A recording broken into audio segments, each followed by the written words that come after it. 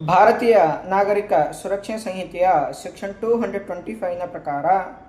ಯಾವುದೇ ಮ್ಯಾಜಿಸ್ಟ್ರೇಟ್ ಯಾವುದೇ ಅಫೆನ್ಸ್ಗೆ ಸಂಬಂಧಪಟ್ಟಂತಹ ಕಂಪ್ಲೇಂಟನ್ನು ರಿಸೀವ್ ಮಾಡಿಕೊಂಡ ಮೇಲೆ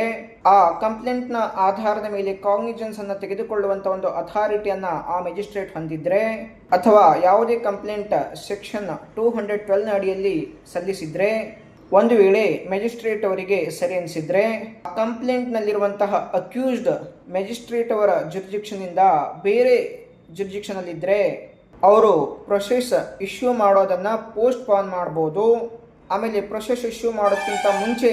ಯಾವುದೇ ಪೊಲೀಸ್ ಆಫೀಸರ್ಗೆ ಅಥವಾ ಇನ್ಯಾವುದೇ ವ್ಯಕ್ತಿಗೆ ಆ ಪ್ರಕರಣದಲ್ಲಿ ಇನ್ವೆಸ್ಟಿಗೇಷನ್ ಮಾಡೋದಕ್ಕೆ ಹೇಳ್ಬೋದು, ಅಥವಾ ಖುದ್ದಾಗಿ ತಾವೇ ಇನ್ವೆಸ್ಟಿಗೇಷನ್ ಅನ್ನ ಮಾಡಬಹುದು, ಅಂದ್ರೆ ಇನ್ಕ್ವೈರಿಯನ್ನ ಮಾಡಬಹುದು. ಯಾಕೆ ಹೀಗೆ ಅಂತಂದ್ರೆ, ಪ್ರೊಸೀಡಿಂಗ್ಸ್ ಮಾಡೋದಕ್ಕಿಂತ ಮುಂಚೆ ಅಲ್ಲಿ ಆ ಒಂದು ಪ್ರಕರಣದಲ್ಲಿ ಏನಾದರೂ ಸಫಿಷಿಯೆಂಟ್ ಗ್ರೌಂಡ್ಸ್ಗಳಿದಾವ ಅನ್ನುವಂಥದ್ದನ್ನು ಖಚಿತಪಡಿಸಿಕೊಳ್ಳೋ ಸಲುವಾಗಿ ಈ ರೀತಿಯಾಗಿ ಆರ್ಡರ್ ಅನ್ನು ಅವರು ಮಾಡಬಹುದು.